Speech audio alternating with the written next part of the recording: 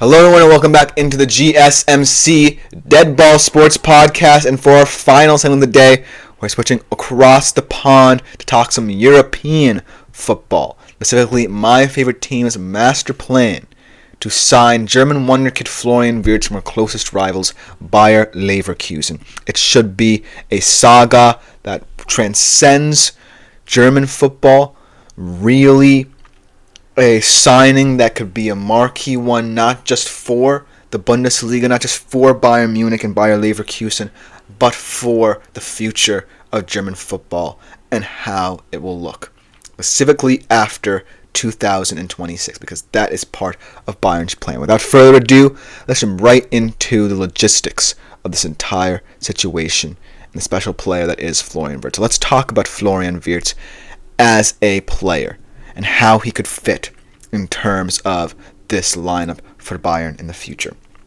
Plays for Bayer Leverkusen, no doubt about it, one of the most important parts of their resurgence as a dominant team in the Bundesliga in Germany, winning the title last year under Xabi Alonso, and potentially that could also play a part into the future transfer saga that will befall Florian Wirtz. Ultimately a great player. 18 goals in 49 games last year in their Bundesliga winning season. 12 and 26 already this year. He's a dynamic attacking midfielder who can play as that inverted winger, can play as a striker or as a false nine, but ultimately gives you a lot of dynamism, and he's shown it not just on the domestic level, but the international level as well. Became the youngest ever German goal scorer at the Euros these past couple of summers, and has proven his ability to really foment the future, positively, of German football. But Bayern's master plans have already seemingly begun, because the Bayern board, the Bayern president, most importantly, the director of sporting affairs, has already met with Florian Wirtz's camp, and Florian Wirtz's camp, mind you, is also very firmly in the footballing business. Florian Wirtz's father, I believe, owns a small team and understands the nature of his son's future and how teams will start to view him in the coming years, especially after the 2026 World Cup, because that is when his contract will expire for Bayer Leverkusen. That is when teams can buy him in terms of his release clause pricing, which is a little bit lower than what Bayer Leverkusen is valuing him at the current moment in time, which makes a 2026 signing a little bit more realistic for a team like Bayern Munich than signing either right now during the January transfer window or in the summer of this year. Because I feel like Bayern Munich want to sign him as soon as possible, invest in their future. But ultimately, I do think that this is going to take a long time, and this transfer saga will extend to that date after the 2026 World Cup. But in terms of this landmark signing, should it happen, I feel like people will not understand completely the ramifications and future impact this signing will make on the footballing world, not just domestically in the Bundesliga, but internationally as well. And so, in terms of if Bayern can be able to do it, which they look pretty intent on doing and pulling out and executing, I feel like the gravity of this signing will extend far beyond what people think. And it all depends on the triggering of his release clause after the 2026 World Cup. And looking at the 2026 World Cup, that is a World Cup that is integral to the success of German football for years to come, because they've already shown signs of resurgence under manager Julian Nagelsmann. In the Euros this past year, they have looked like a team ready to roll into 2026 as a true contender to win it. And so, should Florian Wirtz's contract situation after the 2026 World Cup become a little bit easier to navigate, that by all intents and purposes, if Germany has performed well, Bayern should be chomping at the bit for this deal to happen.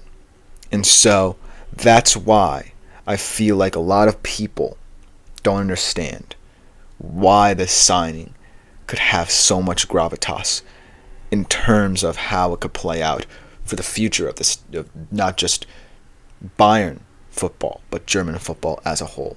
Because Florian Wirtz really has been the leader of this resurgence for Germany.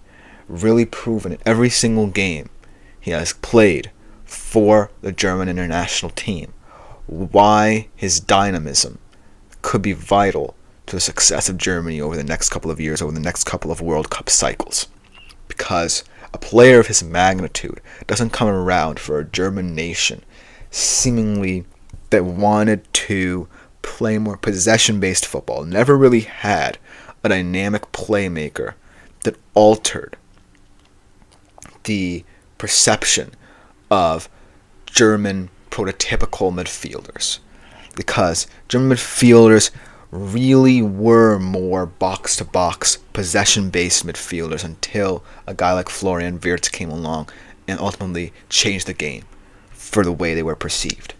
So that's why the significance of this signing also extends far beyond what people think.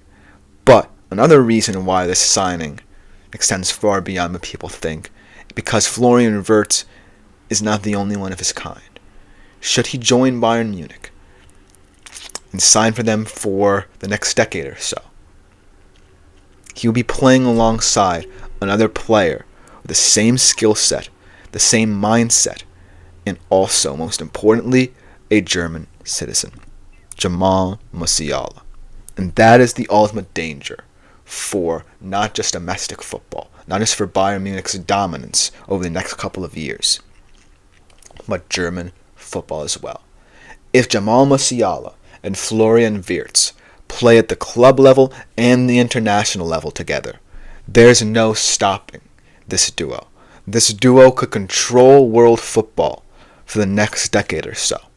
And if Bayern Munich do sign him, it will solve a lot of their stagnancy issues in terms of how they view the transfer period. Because this period is also a very critical time for a lot of Bayern Munich players, especially in these winger/midfield positions. Because Joshua Kimmich is looking very likely to potentially leave Bayern over the next couple of years. Wingers such as Kingsley Coman, Leroy Sané, very likely to either see out their contract or leave either this transfer cycle or in the summer transfer window this year. So there's a lot of transfer rumors surrounding players exiting Bayern Munich, which could leave a gaping hole in terms of the big marquee signing Bayern Munich will want to make in the future to compensate for all these player exits that could be happening in the very near future. And it will also help fill the hole in one of the biggest problem areas for this team, the winger position, because a lot of people think that Bayern Munich's team, in terms of the winger position, is either A, too similar, or B, too deep. And both problems exist right now. But if a player of Florian Wirtz's magnitude comes into that setting, he immediately offsets any doubts about what this Bayern Munich midfield and winger group is capable of. I feel like when we look at their current state, guys like Kingsley Coman and Leroy Sané are still elite footballers, but they're not necessarily footballers that can be seen as the future of what Bayern Munich wants to look like. They're not necessarily tied to the philosophies of this new look of Bayern Munich that I'm thinking of. Because if Wirtz signs, you now have a midfield of Jamal Musiala, who, much like Wirtz, can also step out into the wing. Then you have Olise as well, who's going to stay there for the long run. And you now have at least an idea of what the future can look like for Bayern. Who knows if it will work out on the field. But Musiala, Wirtz, and Olise will be very elite for you. Maybe you're going to have to figure out some depth behind them. And I think they're already being a little bit proactive in that regard. Kind of searching for more attacking prowess to help them in terms of the player exits they're expecting, but also to help kind of foment this Florian Wirtz puts as well to make Bayern Munich a destination spot for him in the future. But Musiala, Wirtz, and Olise are all young players. Only Olise is 22 years of age, I believe. Maybe not even that. And I could be off here, but I do believe he's still in the young 20s. Ultimately, that future for Bayern Munich is too sweet to pass up.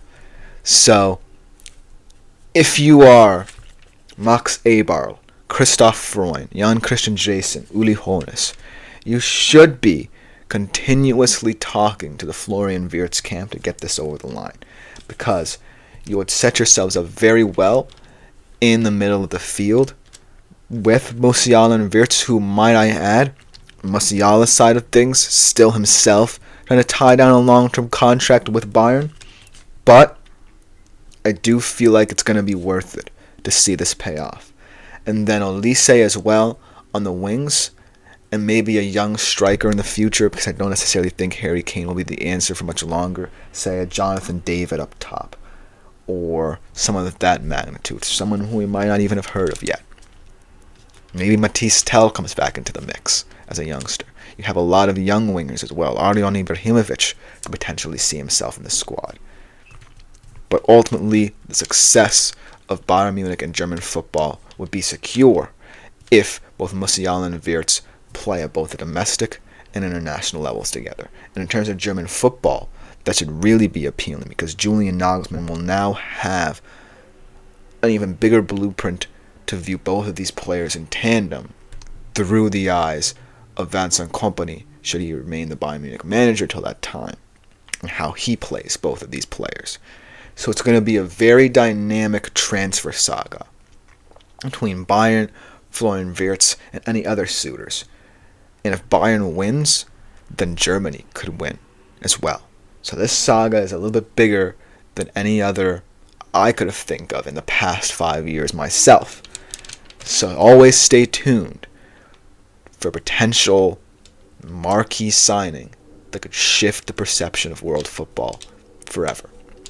But let me know what you think about this in the comments if you are a European football fan, if you are a Bayern Munich fan, because that will just about do it for today's show. This has been the GSMC Dead Ball Sports Podcast, brought to you as always by the GSMC Sports Network. I've been your host, Christopher Shepard. Thank you all for tuning in. We'll be back here tomorrow at 3:30 p.m. Eastern. Like, follow, subscribe. You know the drill in terms of contributing and interacting through the Super Chats, Super Things, and the Super Stickers features here on YouTube. But other than that, I'm out until tomorrow. Thank you all for tuning in.